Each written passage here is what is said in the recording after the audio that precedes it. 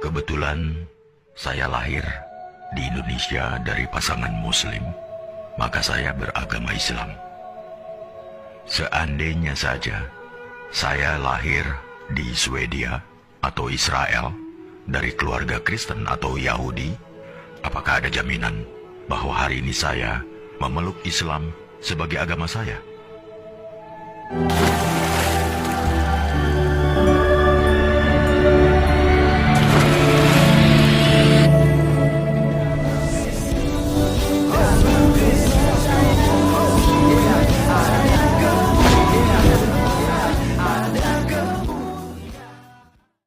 Salam teman-teman sekalian, berjumpa kembali dengan saya Arif Gule di channel TV Laskar Kristus ini. Teman-teman sekalian, mari kita dengarkan satu video edukasi yang menurut saya sangat bagus sekali untuk kita pahami. Dan ini juga sangat penting bagi mereka yang mabuk agama, yang memaksakan agamanya yang harus diikuti. Dan agama lain pasti kafir dan masuk neraka. Melabeli orang kafir pasti masuk neraka dan macam-macam penghakiman yang mereka lakukan. Dan tidak sedikit mereka menghancurkan tempat-tempat ibadah. Kenapa? Karena mereka sudah mabuk agama. Dan dalam video ini teman-teman sekalian, tentu kita disadari kembali, kita diingatkan bahwasanya untuk memilih agama itu sejak kecil, sejak kita dilahirkan, itu kita tidak bisa memilih. Oleh karenanya teman-teman sekalian, ya, kalau Anda agama Islam, ya Anda syukuri, jalanilah agamamu. Jika Anda agama Kristen, syukurin, jalanilah agamamu. Jika kamu agama Hindu, Konghucu, Yahudi, dan Katolik, dan lain-lain,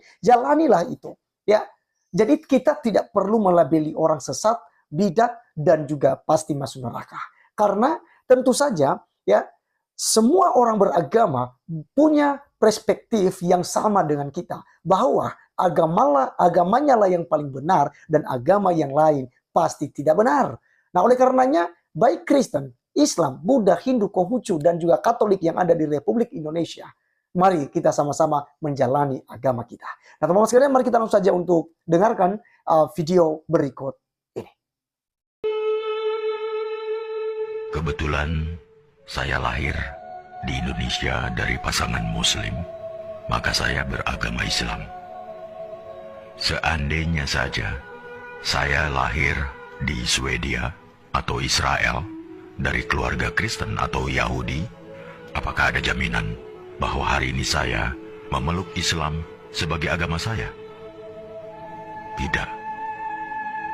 Saya tidak bisa memilih dari mana saya akan lahir dan di mana saya akan tinggal setelah dilahirkan. Untungnya, saya belum pernah bersitegang dengan orang-orang berbeda-beda karena saya tahu bahwa mereka juga tidak bisa memilih apa yang akan mereka terima dari orang tua dan negara. Setelah beberapa menit kita lahir, lingkungan menentukan agama, ras, suku, dan kebangsaan kita. Setelah itu, membela sampai mati segala hal yang bahkan tidak pernah kita putuskan sendiri. Sejak masih bayi, saya didoktrin bahwa Islam adalah satu-satunya agama yang benar. Saya mengasihani mereka yang bukan Muslim, karena mereka kafir dan matinya masuk neraka. Ternyata, teman saya yang Kristen juga punya anggapan yang sama terhadap agamanya.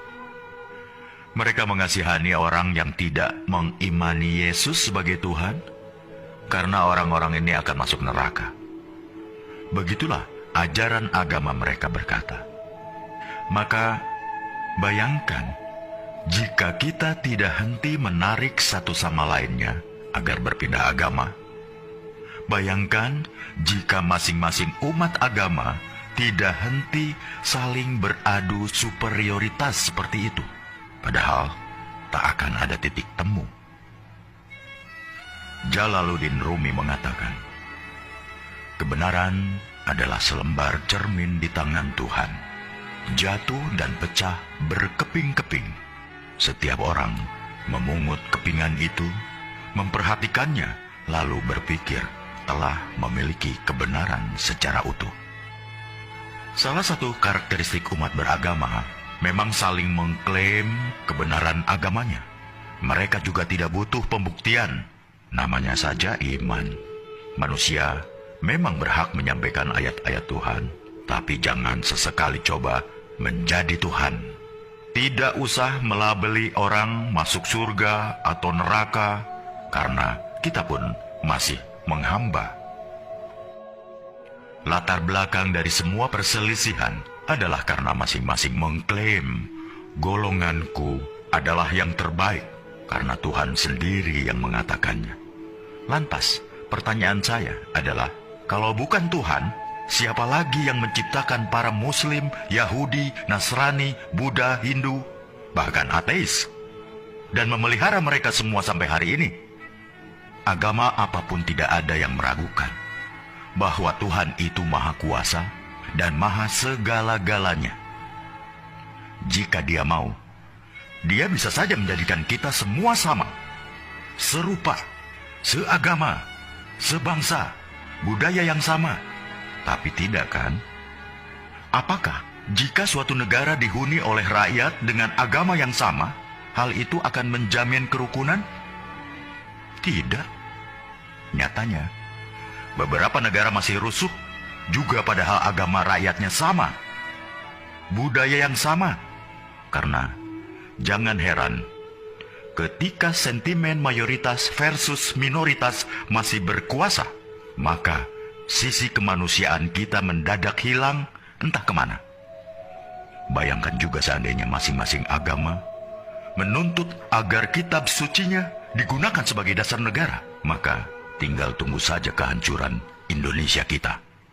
Karena itulah yang digunakan negara dan mengambil kebijakan dalam bidang politik, hukum, atau kemanusiaan bukanlah Al-Quran, Injil, Tripitaka, Weda, atau kitab suci sebuah agama, melainkan Pancasila, Undang-Undang Dasar 45, dan semboyan Bhinneka Tunggal Ika. Dalam perspektif Pancasila, setiap pemeluk agama bebas meyakini dan menjalankan ajaran agamanya, tapi mereka tidak berhak memaksakan sudut pandang dan ajaran agamanya untuk ditempatkan sebagai tolok ukur penilaian terhadap pemeluk agama lain, hanya karena merasa paling benar. Misalnya umat agama A tidak berhak mengintervensi kebijakan suatu negara yang terdiri dari bermacam-macam keyakinan.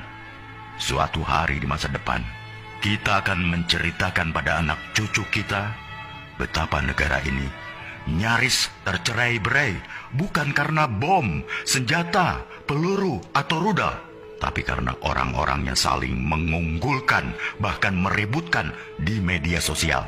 Ketika negara lain sudah pergi ke bulan atau merancang teknologi yang memajukan peradaban, kita masih sibuk meributkan soal beragama. Kita tidak harus berpikir sama, tapi marilah kita sama-sama berpikir. Apakah kita sesama anak bangsa terus-terusan bertikai? Bila renungan tentang hal ini baik, tolong sebarkan ke saudara, teman-teman, grup, atau siapa saja yang masih ingin kedamaian di bumi pertiwi di Indonesia yang kita cintai ini.